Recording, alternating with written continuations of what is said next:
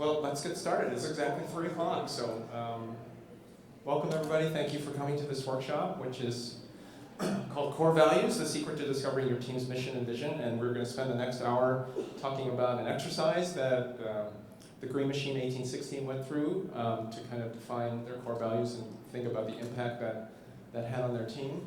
And this is going to be interactive, so we're going to spend a few minutes kind of just introducing ourselves. And that includes everybody in the room. So I'm Yoichi Shimizu. I'm a volunteer with FIRST. For a number of years, I served as Master of Ceremonies for a variety of different events, but in my day job, I'm a professor and Associate Dean of Graduate Education at the University of Minnesota Medical School, and this exercise is actually something that I did as part of our strategic planning process this past summer. All right, I'm Simone Valancourt. This is my second year on 1816, and I'm the business lead. Hi, I'm Harini. I'm the captain of 1816. Hi, I'm Tenzing. I am an enthusiastic rookie.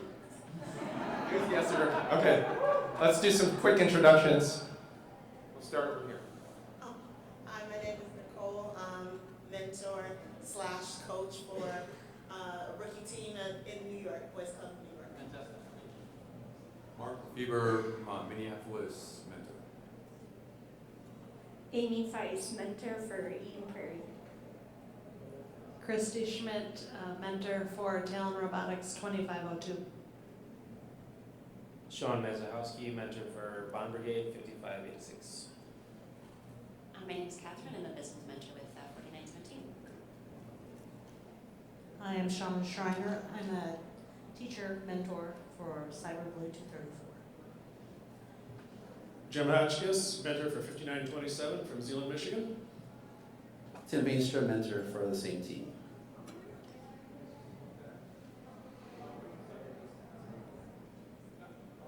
Aubrey Berg, Team 5172.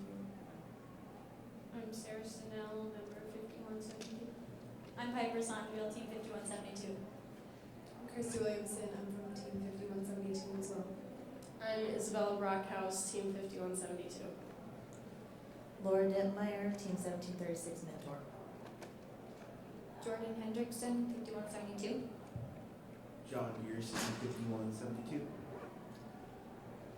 I'm Danny Bergson. I'm one of the incoming captains of 2491 No Mythic. Emilio Alvarez. I am a outgoing and therefore incoming captain of 2491 No Mythic. I'm Toby McAdams, 2491 No Mythic. I'm Wesley Jacobs, build captain for 2491. Connor McGee, also build captain for 2491. I'm Melanie Skolton from West Ottawa on the other side of the state. I have several kids in the system, but nobody here, so I just came to check it out. Mary Anderson, Team 5172, Gator Robotics. Carol Novacek, Team 5172 mentor. Christina Dignan, Team 2883 mentor. Alex Shirkett, Team 250, Albany, New York mentor. Amit Belts, I'm a mentor for the rookie team, Team 6936 Vault. Melissa Gideson, I'm lead coach 2 and operations manager for 1559 Devil 10 from Victor, New York. Jim Wilkes, mentor 1360. Mark Lawrence, mentor 1816 The Green Machine. Hello, Dave Yakubowski, mentor for 5740 The Trojanators. O'Connor Burrows, assistant mentor for 2052. I'm Abby Cooper. I'm a member of 2052. I'm Nancy Doerr-Stenning, mentor for First Team 1305, North Bay, Ontario. Ian McIntyre, mentor on 1816 The Green Machine. How about back here? My name's Allie. I'm the business and awards lead for Team 319. I'm Tyler Chase from 319. I'm a scout in business. Judy Barber, the RoboCats head coach. Melody Doig, mentor, FRC 857 and then FTC 10723. All right, great. Thank you very much. So we're going to go through a couple of key things, and then we're going to break up actually into some small groups going to give you a sense of what this exercise is like. So when we talk about core values, we're really talking about sort of principles or standards of behavior for a person or an organization. So I think if you look at most sports teams, for example, or you look at companies, many of them articulate some very basic core principles or values that guide their strategic planning and their decision making. So these are really kind of guiding principles that dictate behavior, that help you distinguish between right and wrong, help determine if you and your team are on the right path. And the importance of this is really that if you know what your values are, it's not that hard to make decisions, even difficult ones. And in many cases, even in FIRST Robotics, there are occasions when you and your team will have to make some difficult decisions. And so, for example, there are some of these kinds of things that happen during the course of a competition season or a build season. For example, a team member that doesn't continually meet his or her obligations, things that happen in the course of competition, like blowing a match to affect ranking points, intentionally trying to damage another robot, issues with regard to persistence, with regard to arguing about a call in a match, inappropriate talk or action. All of these kinds of things can and do happen, unfortunately, even in FIRST Robotics. So it's under these kinds of stressors that core values really become important as sort of these guiding principles that can help you determine the right course of action to take.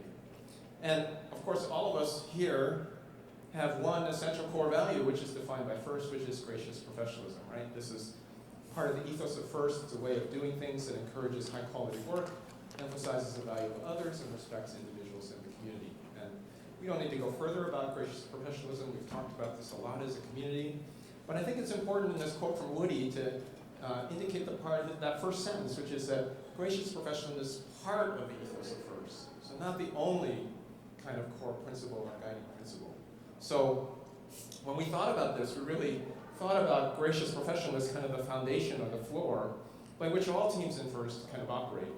But then to build on that foundation of gracious professionalism, to have team-specific core values that really build on the ethos of gracious professionalism to help the team essentially meet its mission and hopefully realize its vision. And so this was the premise in which we started this exercise, and we're going to now actually break up into some small groups and go through this initial process that we used. We're going to give you some Post-it notes, and essentially we are going to ask you in some small groups to kind of go through this initial exercise, which is essentially the following, is to visualize what is important to you in terms of values and attributes and behaviors and characteristics. And this we really think about in terms of behaviors and characteristics that you observe in a person that you admire. Could be another team member, could be a mentor, could be your best friend, could be a family member, or behaviors and characteristics that you observe in an organization that you admire. And what you're going to do essentially is think of that person or persons or organizations, and you're going to write down attributes or characteristics, as many as you want. And you're going to write down on these Post-it notes that are being distributed one attribute or behavior for on each Post-it note. Okay? So, and it can be as many as you want. So to give you an example, I'll use one that I'll use here, because this was a little confusing the last time we gave this. So when I think about this exercise, this is a person and an organization that I admire. And I don't know if the older people might recognize this. This is Bruce Springsteen and the E Street Band. All right, so this is a huge musical hero for me, and this band is a huge musical hero. And so when I think about the attributes or characteristics about why I admire this particular set of individuals, these are some of the attributes and characteristics I come up with. Hardworking, passionate, committed, diverse, loyal, gritty, respectful, and joyful, right? So in my case, doing this exercise, I would put each of those attributes down on a separate Post-it note, right? And what we're going to do is we're going to break up into small groups. You're going to think about your own examples. And then I'm going to ask you basically to, have you guys thought about how you're going to break everybody up? So, do you want to?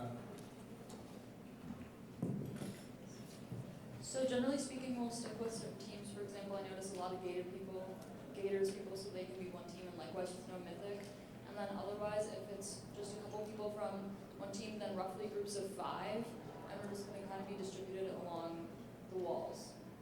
And at this point, it's not a matter of thinking about what other people are kind of thinking about what their core values. This, at this point, is your own internal assessment of what the attributes or characteristics are. So, and again, it could be a team member, it could be someone outside of robotics, it really doesn't matter. At this point, you're really trying to catalog sort of the behaviors and characteristics that you personally admire. Okay, it's really not a team-specific exercise at this point, right? So it's for you personally. What is it that you value? Toby. One characteristic per post-it note, because the next part of this exercise will be the group, the small group that you have. You're going to try and rank those attributes or characteristics, right? So for each small group, we'd ask you to maybe use part of the wall. Write down your characteristics on your post-it. Just stick them all up on the wall, and you can get you're going to get a whole array of post-its, and that's what the point of the exercise is to get all of these potential values and characteristics out on the table so that everybody can see it, right?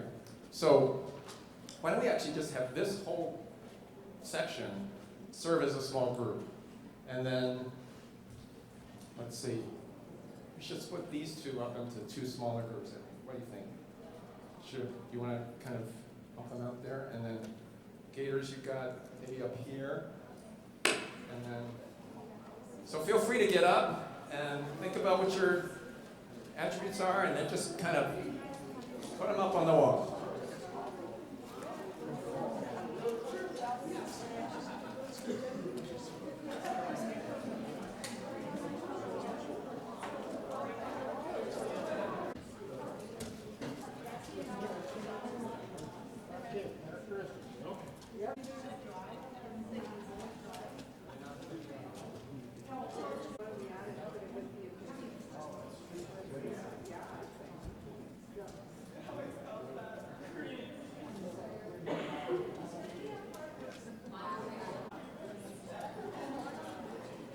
So what your small group has kind of come up with all of your post-its, try and group them together, eliminate redundancy.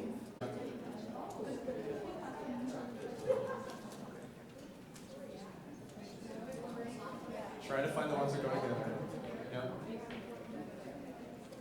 You don't have to rank them at this point.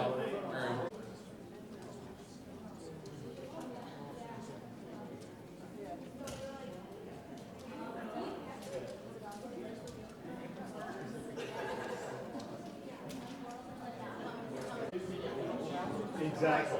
Yeah. So now we need to rank these. Yeah.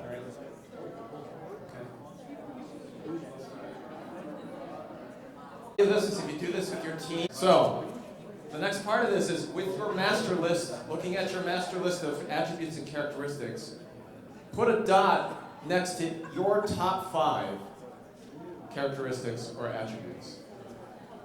Color is not important at this point. It's just the number of dots that show up on a given post-it, okay? And again, this is your top 5. Your personal top 5.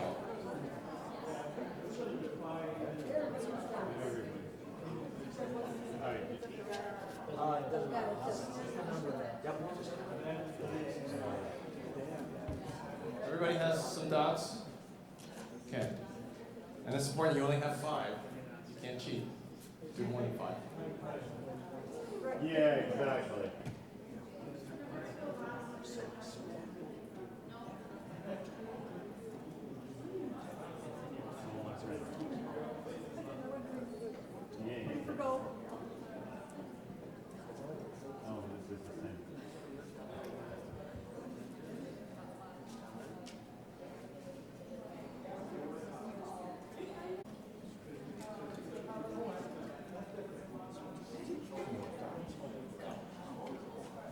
Oh, this is the same. It's hard. Trying to tell which one's priority. Yeah, me too. 2, 3. Kind of a readout of every small group, because this is what we would do in the context of the team.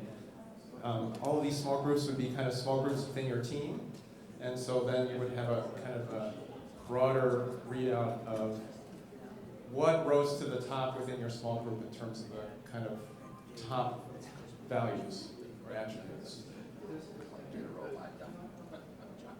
Right, how are we doing? Pretty close?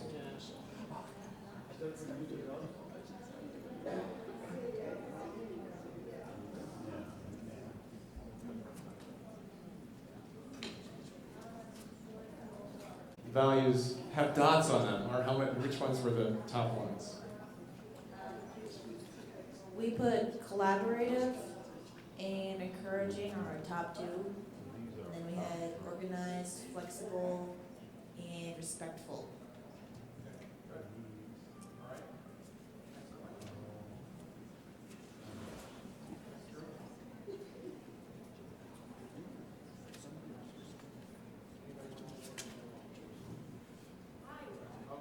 Good. All right, we have respectful, hardworking, honest, and passionate. Two, right? We want tons of other ones, which is good. That's what you want, actually, at this point. Yep.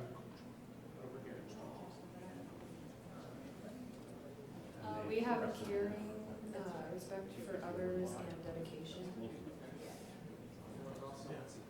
Oh, committed, do you put dedicated and committed together? Good. Caring. All right. Curious, had a couple dots. Enthusiasm. Good. All right, let's move over here. Who wants to go? We had respectful as our top, hardworking, and then reliable, dedicated. Okay, good.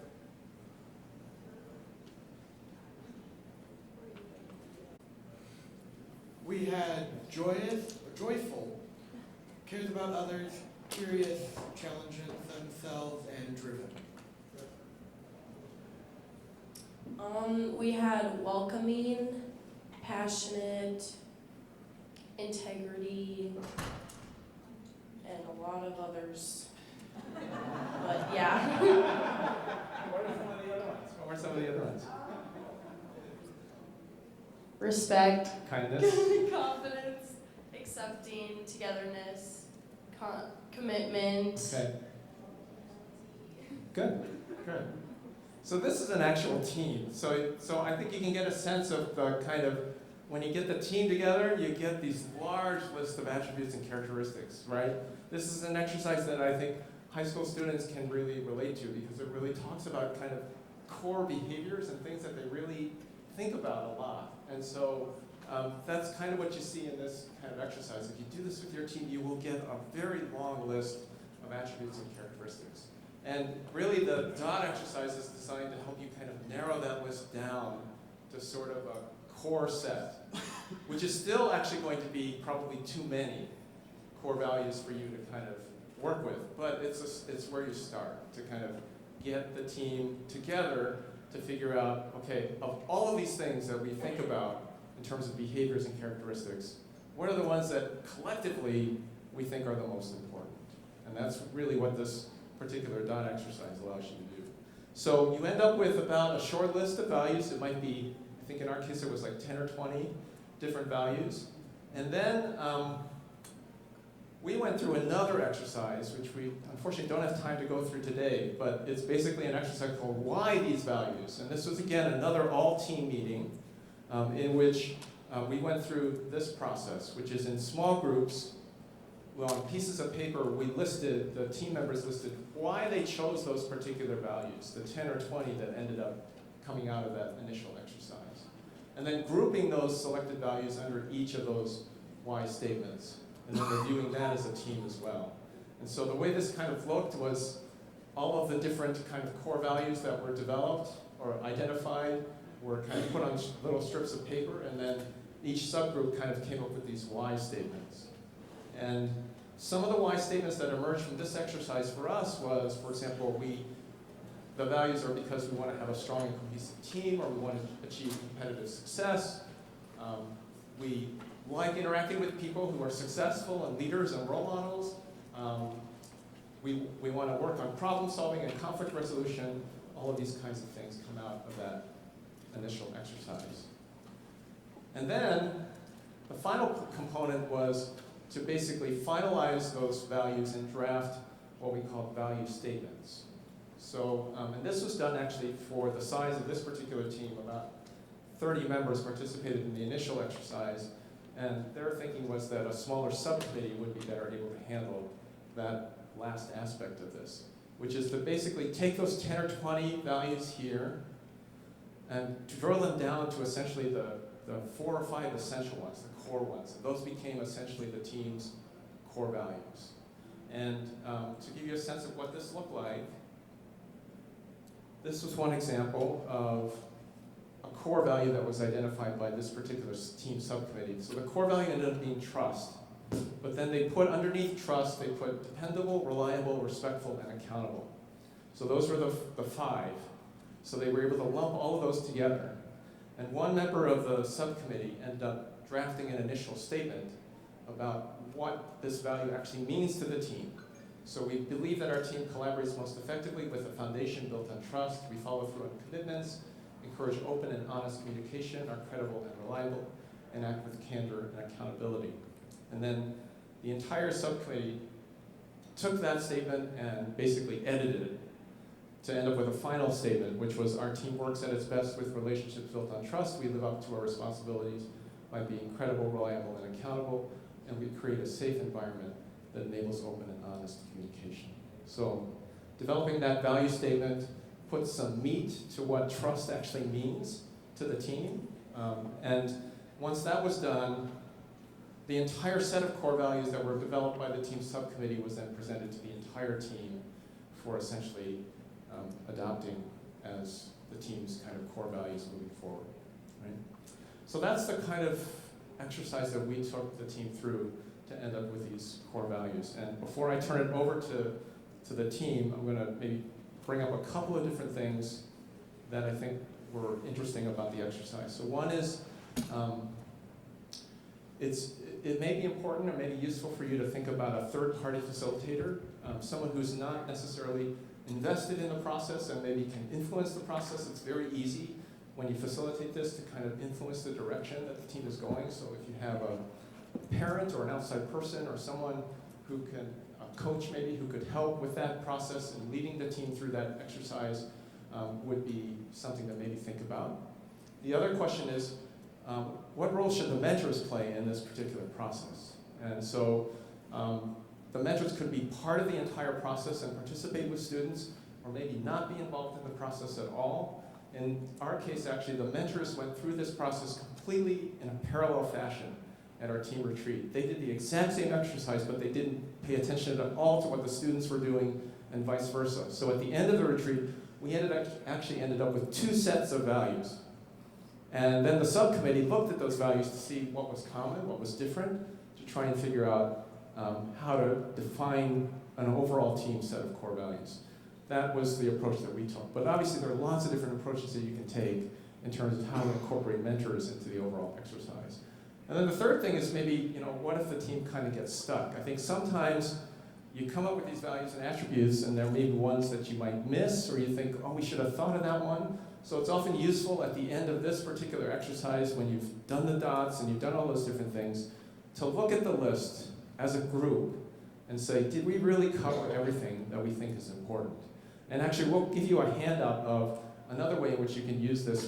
There's a handout here where you have 500 core values that you could maybe look at as a group and say, oh man, maybe we should have thought of that particular one or that particular one, just in case you missed something that you thought was really important. So that's another way in which you could potentially do this. All right, so I'm going to turn over to the green machine now. Maybe you could start with sort of how much time this initially took, and maybe also answer a question about how did you actually come up with the members of the subcommittee, right? So why don't you take us through the timeline of exactly how long it took to do this? So we started this process at our team retreat, which was held in the fall, and this process took us definitely a couple months. Yogi has broken it out specifically over there, but this first step took a couple hours throughout the team retreat, and we also had more breaks implemented so that way we could take more time to evaluate whether there was overlapping values and stuff like that. And then over the next couple weeks, then we eventually did the why these values. exercise, and then following that, we finalized our values as subcommittee. So the way we decided the members of that subcommittee was we wanted it to be smaller than our actual team, just because it's easier to come to decisions when you have a smaller group of people. But we wanted to be representative of who we are as a team. So we wanted to make sure that we had people from different grades, sub-teams, backgrounds, and beliefs to make sure that we were fully representing who we are. So I think what Kareen meant by that was when we decided the subcommittee, we picked people of, we had a variety, we had everybody from different grades, so something new. Our team this year is we implemented freshmen onto our team, so we made sure that all the grades were represented in the subcommittee. We also made sure that everybody on the subcommittee was represented from each sub-team of our team as well. And then there were different sexual orientations and, just different, any kind of, you understand what I mean. Well said, thank you for adding on to what I said, Morgan. You're welcome. All right, should we move on to the next slide? Okay. All right, so why don't you talk about impact? All right, so I'm just going to talk a little bit about the impact that these values have had on our team. So after making these values, what was really important to us was having something that would be able to guide our decision-making process. So kind of like Yoji was talking about earlier, knowing who you are as a team is a great way to be able to move forward together whenever you're facing problems. So that was very important to us to be able to have these values because of that. They fully reflect our team, and also something that we wanted to make sure that these values were reflecting was our mission and vision. So they are kind of in line with that, and that is everything that we do is representative of those. So that was very important to us as well. Yep, and then, like we kind of mentioned before, they also guide our everyday behaviors, and they are a pathway to gracious professionalism for our team. All right, some way we use our core values is we obviously formalize them at the retreat, but then we have put them on the back of our team name tags so that every member who's on our team knows what they are at all times and what it means to be a member of the group.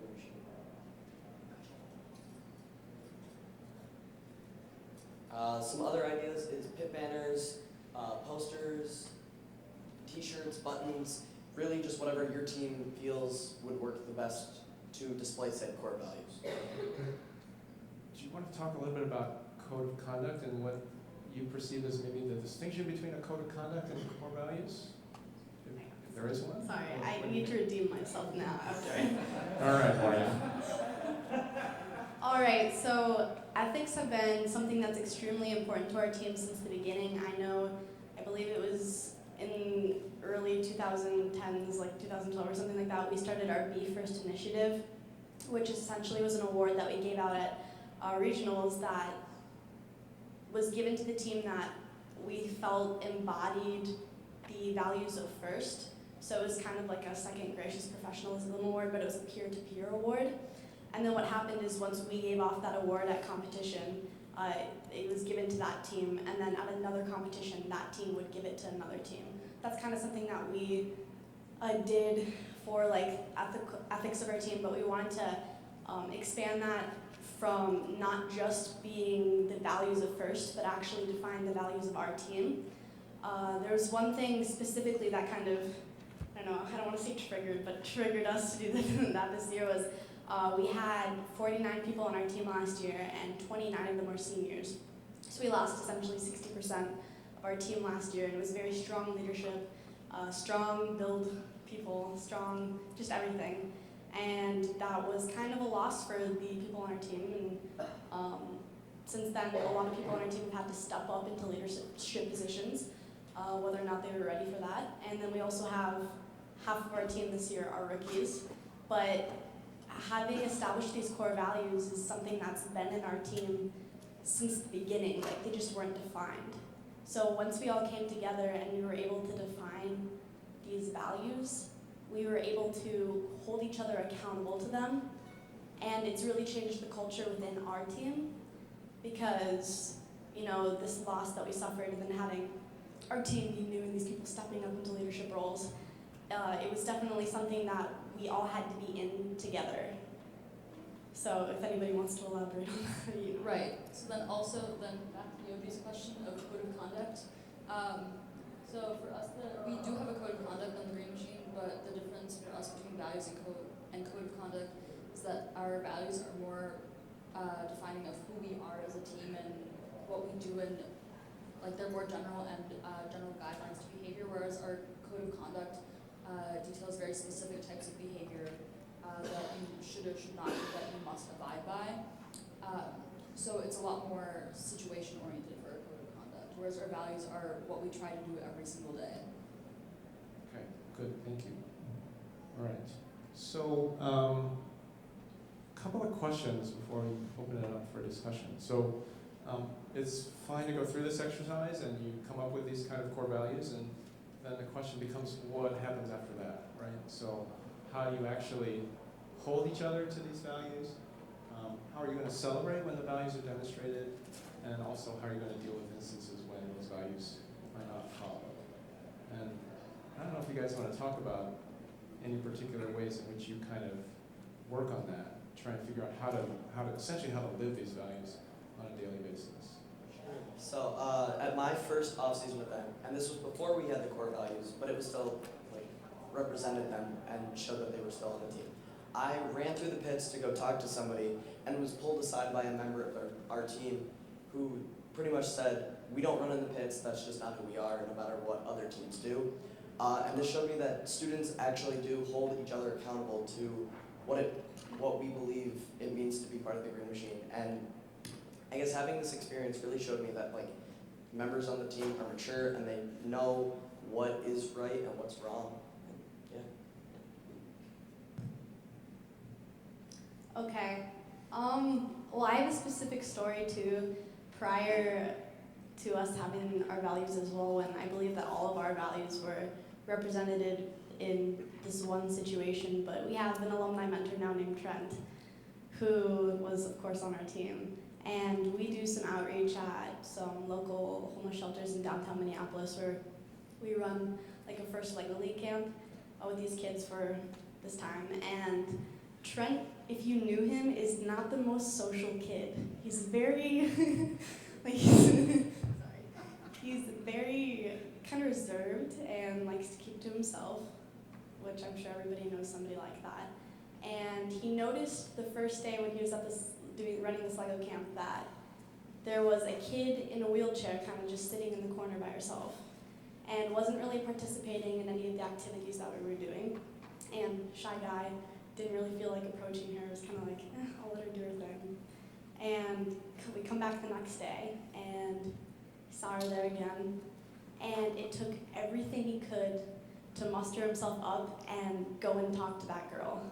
And he'd just kind of sit there thinking about it for a second, and then finally he walked over to her and was like, hey, do you want to join us, maybe be a part of these activities? And she's pretty hesitant at first, but then decided like, hey, why not? All I'm doing is sitting in this corner, like, might as well. So she comes over and joins in and starts working on these FL robots, and she had the time of her life. Like, everybody else was having fun, of course, but this girl just immediately fell in love with robotics that day. And she just understood it. Unlike a lot of other kids there, they needed the mentorship, but she just kind of went with it and took off with it. And so, so we have our values on the back of our name tags, but one of our values is respect. And so when I heard that story, I had gained this respect for Trent that I don't think I had before, because I know how much it must have taken for him to go approach this kid. And then the second one is, I know these, but I'm trying to go in order. Here. And then our second one is trust, and I think it took a lot for this girl to trust Trent to bring her over and work on these activities, because she was kind of just isolated and didn't know if she could participate in this, but she trusted him, and she ended up having the time of her life by trusting him like that. Inclusivity, she wasn't being included, and Trent included her. And then commitment is Trent had this commitment to make sure that this girl had fun. And joy of life is our last one. And this girl had the time of her life, and the education director at the facility told Trent after that this girl, he had never seen, he had been working with this girl for some odd time and had never seen her so excited, and said to Trent that she was going to become an engineer. So I think that that's just kind of embodies all of that. So I'm talking for a long time. Okay, thank you. Others? Go ahead. Oh, I was gonna talk about the last question. Yeah. How the team deals with instances when our values have been disregarded or violated. And for us, that's happened a couple times. I mean, for the most part, because I think as Yoji kind of alluded to earlier, every single member of our team was involved in making our core values because it was at our team retreat. So our initial set was representative of what everyone thought at the time. However, it is hard to act with core values every single day and exemplify those. So we've had instances where you have team members that aren't always living by their core values, and for us, that's just meant that it's a discussion that has to be had about how the team member can continue to live by their core values and that they see that they're not living by them and what they can do in the future to improve on that. So that's what we've done, and it's been effective in a lot of cases. Good, thank you.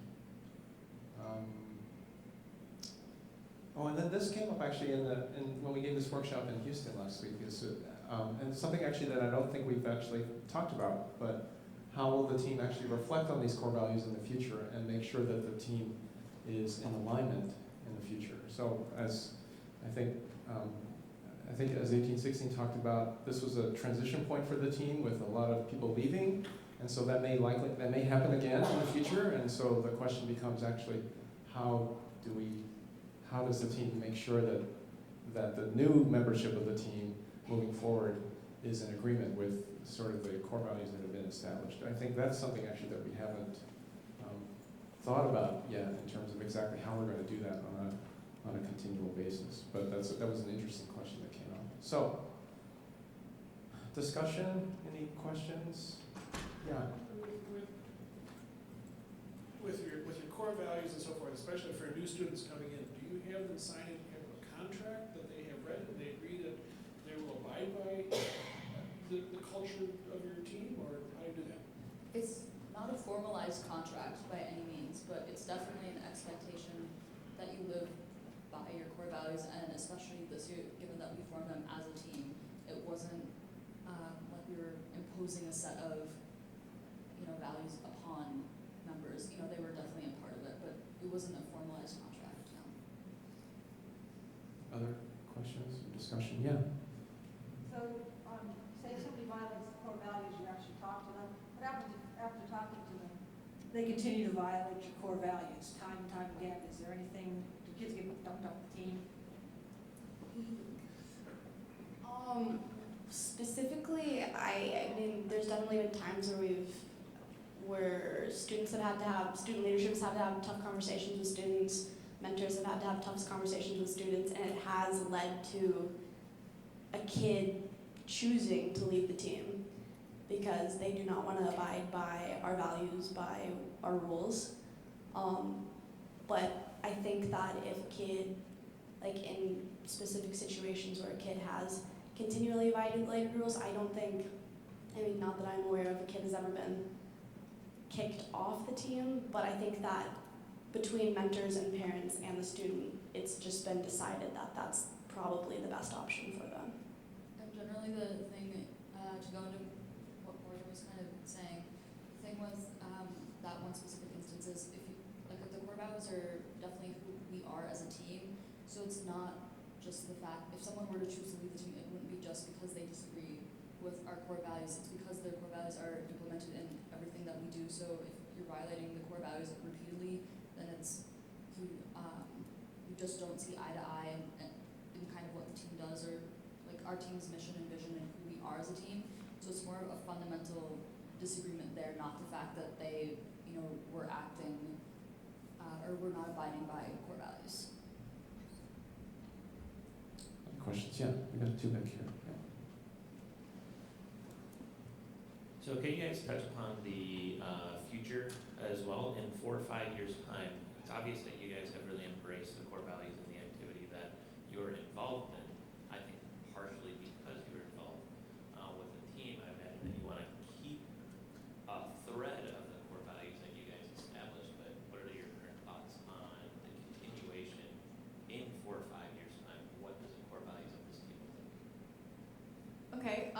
Well, we haven't, like we said, we haven't completely decided how we're going to revisit our values quite yet, but I know that we do have our annual team retreat, so I'm sure the values will be coming up there every year, and just, it's something that's very important while bringing rookie members in as well to us. Since these values are who we are as a team, we want to make sure that every rookie member understands that. So at the team retreat, we'll be making sure to tell them what our core values are and make sure that they understand that as well. We also decided to make them this year because we had a very large turnover with the 29 seniors. So I could definitely see us doing the same thing if it no longer fit with our mission, or we had a large group of members like graduate and a large group of rookies come in. Right, like, going off of that team evolve over time, the team that we were 10 years ago is definitely not who we are today. We have a different mission, vision, focuses. So if our team should change to the point where they no longer represent who we are, then our core values change because they are meant to represent who we are, not, concrete rules that no one wants to believe in.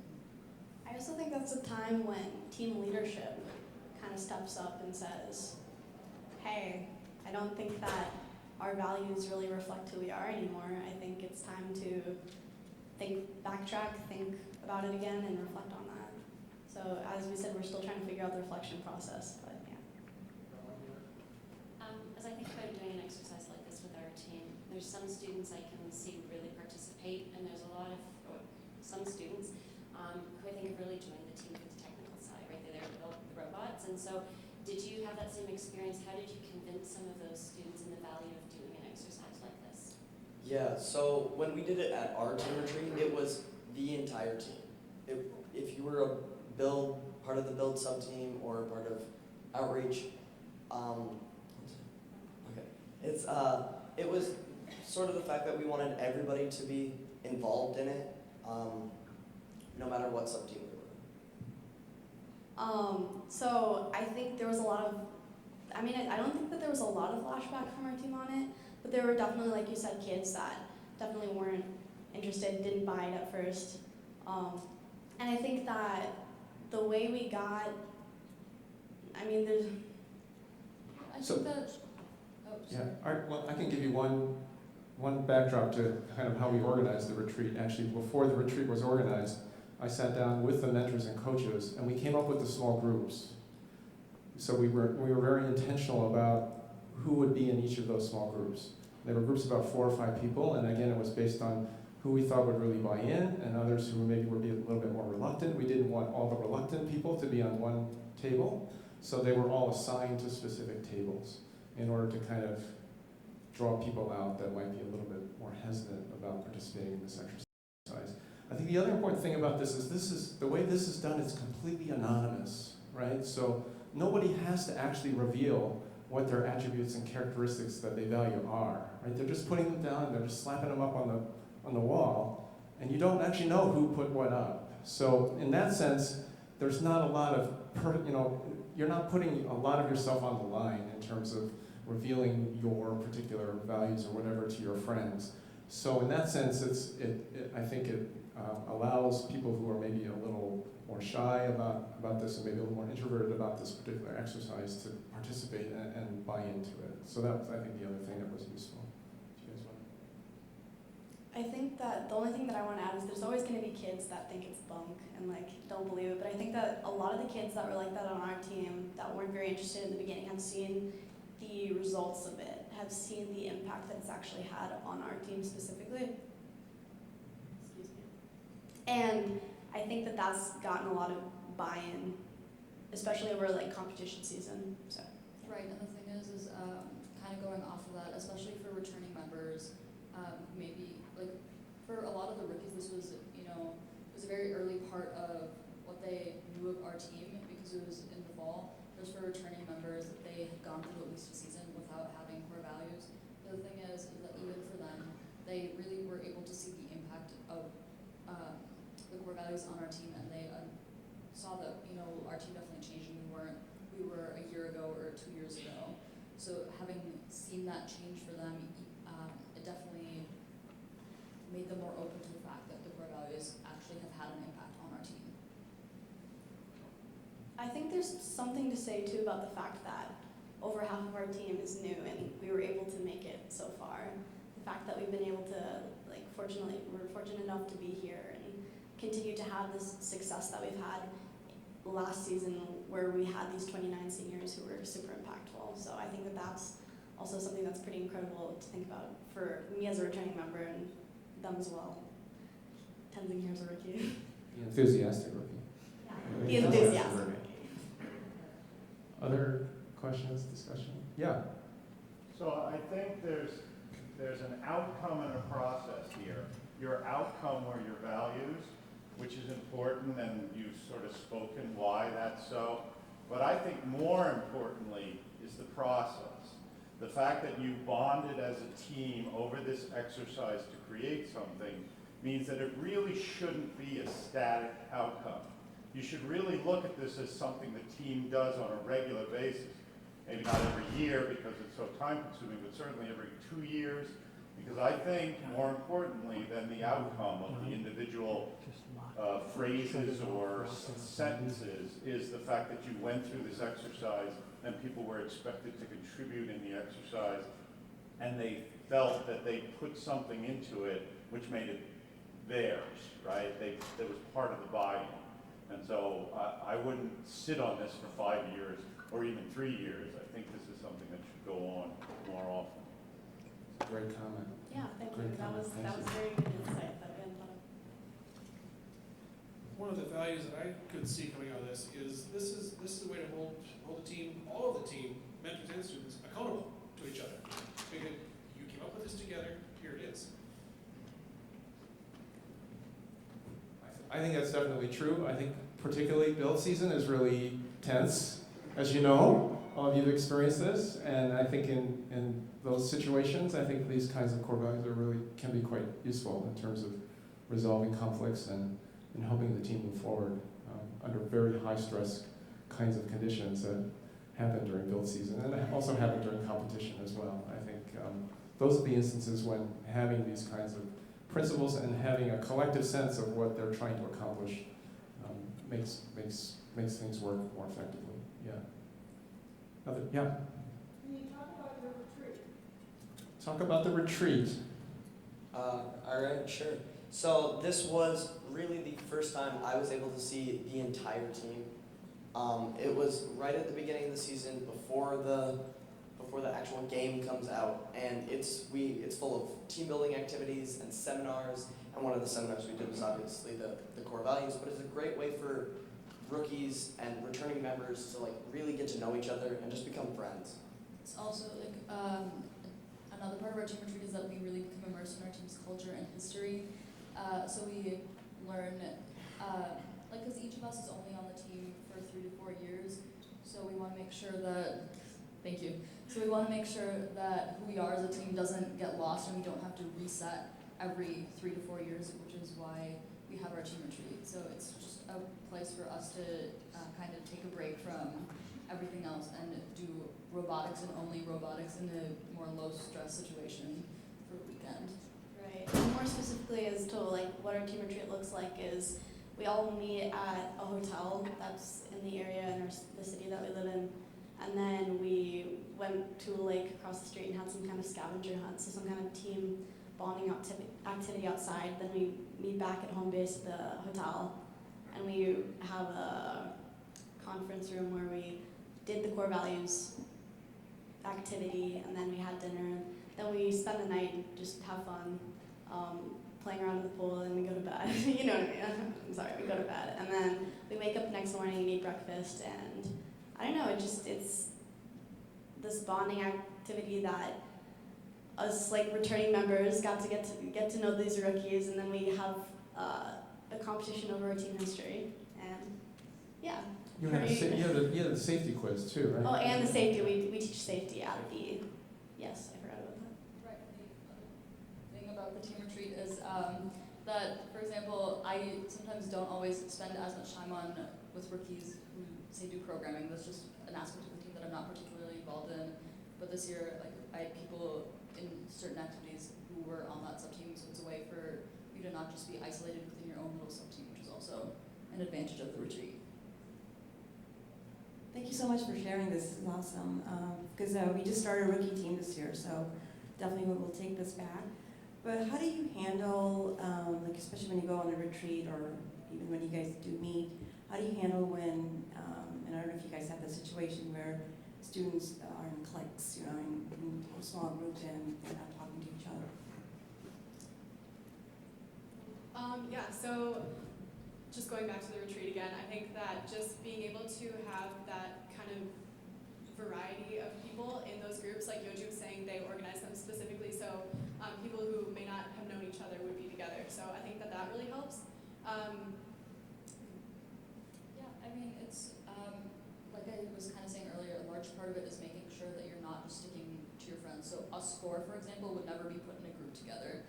So, yeah, the mentors are very intentional about who they're pairing together. So it's a mix of sub-teams and grades and like viewpoints and perspectives. So that really helps a lot. And the thing is you're generally with 1 to 2 small groups throughout the retreat, but you're not switching from group to group to group. So you do become a lot closer with the people in your group, which definitely helps eliminate some of the clickiness of it. We do a lot of icebreakers as well with these small groups. I mean, at the beginning, before we even dive into this kind of stuff, we do a lot of just kind of fun icebreakers to just kind of get people to introduce themselves. And there's all kinds of different. You look up online, you can look at all these kind of fun icebreakers that you can do. We've tried all kinds of different ones to kind of get people started. And Are you one of the mentors? I am with the team, yeah. So I facilitated these team building exercises and the core values exercise at the retreat for the past couple of years. Yeah. Their best one is pancakes versus waffles. Yeah.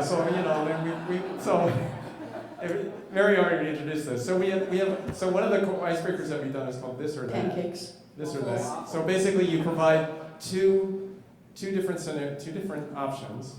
And the most popular one that still resonates today is pancakes or waffles. And we have the entire team segregate into whether they prefer pancakes or they prefer waffles. And then that group as a whole has a few minutes to basically come up with a presentation, essentially a 2 or 3 minute pitch on why pancakes are better or why waffles are better. And they have to work together in that group, and then they pitch their idea to the mentors and coaches. And they have to decide who's going to talk and what they're going to say and all these kinds of things. And then the mentors and coaches kind of choose. And we do several of these kinds of this or that. So like, I don't know what some of the other ones were, iPhone or Android or something like that, right? Or dogs or cats, or I think the one at the retreat we did was like, is honesty the best policy? Yes or no? So that was a really interesting discussion. Yeah. And I will have it. Most people went to the other side. Yeah. So I said honesty. So we did honesty. Just so you know. That revealed a lot. But those kinds of icebreakers are things that are often very helpful to just kind of get people up and to kind of interact in a kind of friendly, slightly competitive way, and I think that works really well. So, other questions or comments at this point? You said it was before kickoff. Is this September, December? It was, I think, early October. Yeah. Early October. So you've had enough time to get some new people onto the team. Right. Starting to get to know them. Yes. Exactly. I mean, some teams, most rookies have kind of gravitated towards a sub-team at that point in time. So it's not like, it's the second day and you're suddenly thrown into a team retreat where you spend over 24 hours with them. You definitely have friends on the team, but the team retreat intensifies that. Okay. Other questions, comments? Okay, so I want to just thank Lisa Gordon. She's a strategic planning coach that I've worked with at the University of Minnesota, and she kind of helped me with how to adapt this to high school students. And then this is our contact information. You are welcome to kind of contact us. We have actually up here at the table these 500 core values document if you want to use this in your exercises, and we'd be happy to share whatever resources and materials that we have with any of you who are interested in potentially doing this. So if there are no more questions or comments, thank you very much for being here. We really appreciate it. Thanks.